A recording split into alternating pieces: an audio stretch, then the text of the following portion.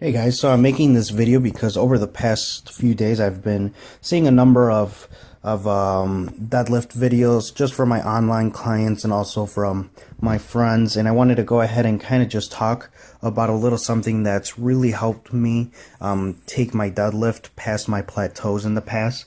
So the biggest thing that I want to go ahead and kind of talk about is the seesaw motion in the deadlift.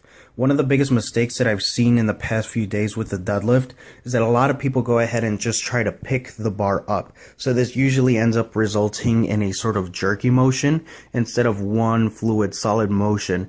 Really, the deadlift mechanically is a hinge. So if you learn how to master this and the seesaw motion that I'm talking about, you'll be able to go ahead and kind of really put yourself through the bar, pull up and back, so that you can really just try to make this lift as easy as possible. Usually what happens if you're trying to pick it up, you're not really doing it as a hinge and you tend to pitch forward and kind of get stuck.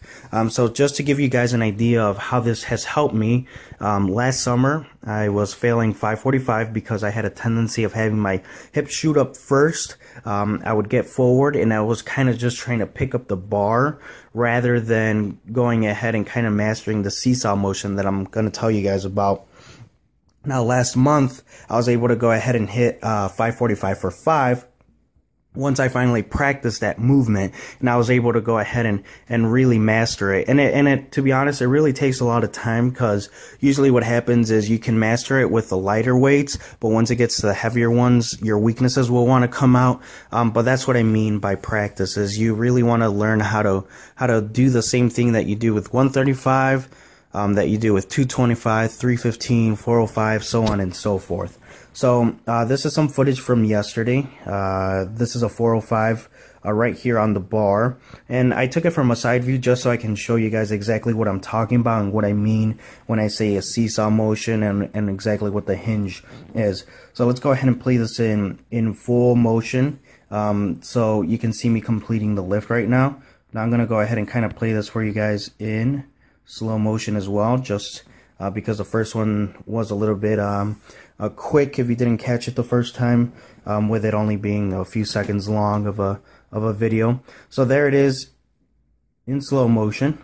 So let's go ahead and kind of break it down and talk a little bit about what I mean.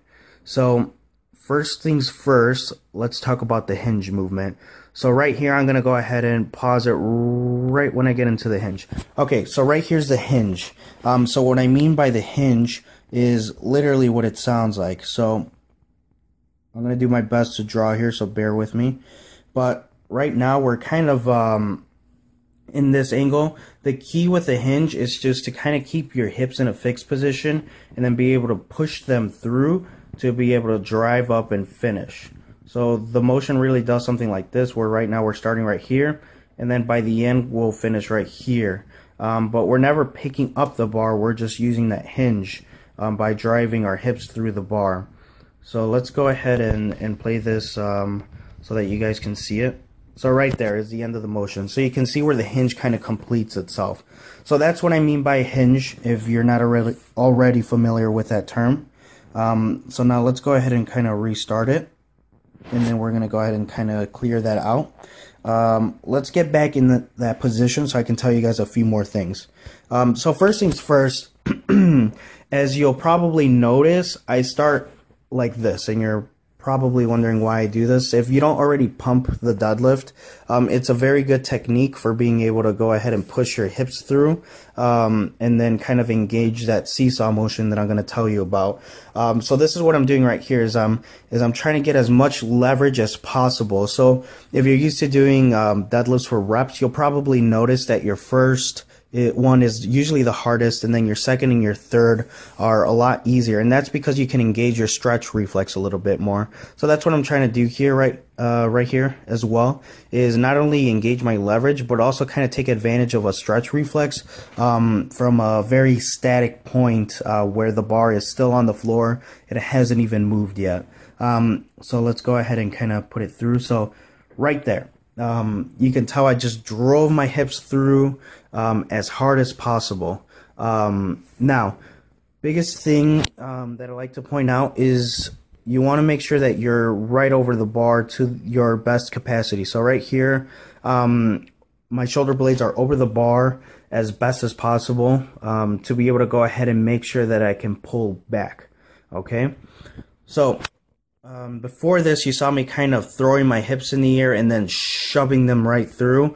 What this is doing is that's pushing my hips in this direction. Okay, so by pushing them forward, that's the first part of the seesaw motion. Now, the second part of the seesaw motion is what you see here. My shoulder blades are completely tucked back, aka over the bar as well. And now what we're doing with my shoulder blades and my upper body, kind of just starting from my hands all the way up to my shoulders, is we're getting so tight that I'm pulling all the way backwards, okay? So that's the second part of the seesaw motion that I'm talking about, okay? So now let's go ahead and put that together. So now we have my hips going through forward, and we have my shoulder blades and my upper back and my upper body pretty much going that way. So right here you can see what I'm talking about when I say a seesaw motion, okay? So then let's go ahead and see how that all kind of comes together again.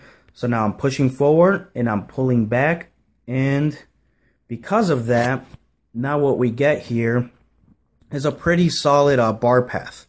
So it's pulling up and back. So there's a bar path, there's a bar path, and there's a finish. So that just improves the efficiency and the leverage of the lift altogether to make this a way easier lift, in comparison to if you kind of let it drift forward, or if the bar path is a little skewed. So there we finish the lift, and then we go ahead and we kind of put it down. All right. So let's just go through it one more time in slow-mo, and then just so I can explain it bit by bit. All right. So right here I'm coming down. I'm grabbing the bar. And also, very important is you want to take the slack out of the bar. So that's part of why some people kind of just jerk it when they pick it up, is they don't even have any tension on it. Make sure you have a ton of tension on the bar. Otherwise, this will not work, okay? So right there, I'm grabbing it. I'm kind of adding some tension. I'm throwing my hips in the air so that I can go ahead and really drive my hips through really hard and engage the first part of the seesaw motion. And now I'm throwing them forward. Right there, I took the slack out of the bar, and I'm keeping it as tight as possible so that my shoulder blades come together. You can see that that makes my back straight as well. My shoulder blades are over the bar as well, or / behind. And now I'm going ahead and pulling back as hard as possible while driving my hips through.